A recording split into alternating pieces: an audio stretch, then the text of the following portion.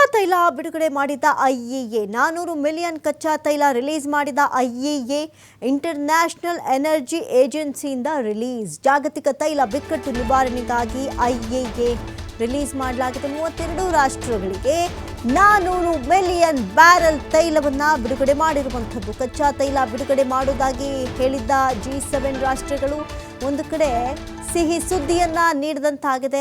ಐಇಎ ತೈಲ ಬಿಕ್ಕಟ್ಟಿನ ನಡುವೆ ಅಂತಾರಾಷ್ಟ್ರೀಯ ಇಂಧನ ಸಂಸ್ಥೆ ಗುಡ್ ನ್ಯೂಸ್ ಅನ್ನು ಕೊಟ್ಟಿದೆ. ತುರ್ತಾಗಿ ತೈಲ ದಾಸ್ತಾನು ಬಿಡುಗಡೆ ಮಾಡುವುದಾಗಿ ಐಇಎ ಘೋಷಣೆಯನ್ನ ಮಾಡಿದೆ.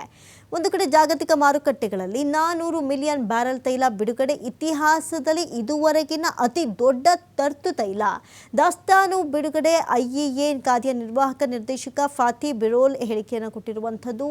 ಅಂತಾರಾಷ್ಟ್ರೀಯ ಇಂಧನ ಸಂಸ್ಥೆ ನಿರ್ಧಾರಕ್ಕೆ 32 ರಾಷ್ಟ್ರಗಳ ಒಪ್ಪಿಗೆ. ಅಂತಾರಾಷ್ಟ್ರೀಯ ಇಂಧನ ಸಂಸ್ಥೆ ಸದಸ್ಯ ರಾಷ್ಟ್ರವಾಗಿರುವಂತಹ ಭಾರತ ಗಲ್ಫ್ ಯುದ್ಧದಿಂದಾಗಿ ಇಂಧನ ಪೂರೈಕೆಯಲ್ಲಿ ಅಡೆತಡೆ ತಗ್ಗಿಸೋದಕ್ಕೆ ಕ್ರಮವನ್ನು ಕೈಗೊಳ್ಳುತ್ತೆ. ಹೋರ್ಮೋಜ್ ಜಲಸಂಧಿ ಬಂದ್ನಿಂದ ಉಂಟಾಗಿರುವ ಅಡೆತಡೆ ಇದು. ಅಂತಾರಾಷ್ಟ್ರೀಯ ಇಂಧನ ಸಂಸ್ಥೆ ನಿರ್ಧಾರವನ್ನು ಸ್ವಾಗತಿಸಿದೆ ಇಲ್ಲಿ ಭಾರತ.